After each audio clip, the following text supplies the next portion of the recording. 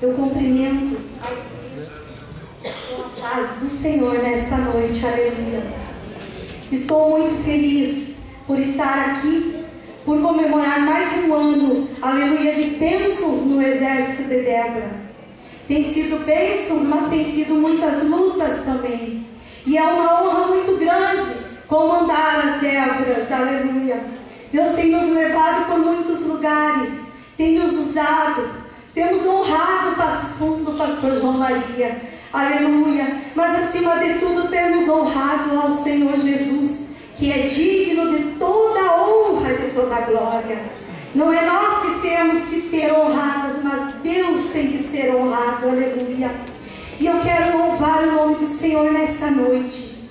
Há muito tempo que não podia louvar o Senhor, porque a minha voz estava muito ruim. Mas o Senhor tem falado comigo e pedido: louve minha serva o meu nome. E muitas vezes tem lembrado que no pior momento da minha vida, quando tive que levar o corpinho da minha filha para deixar na sepultura, Deus colocou força na minha vida para que eu louvasse o nome do Senhor. E se nos momentos mais difíceis, quando chorei pela perda de quem amava tanto, não deixei de louvar o Senhor, por que agora, com a minha voz rouca, não vou louvar?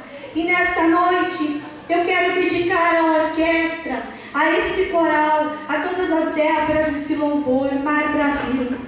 Que mesmo que o teu barco pareça querer naufragar, coloque nas mãos do Senhor, porque o Senhor te guiará por águas tranquilas, aleluia.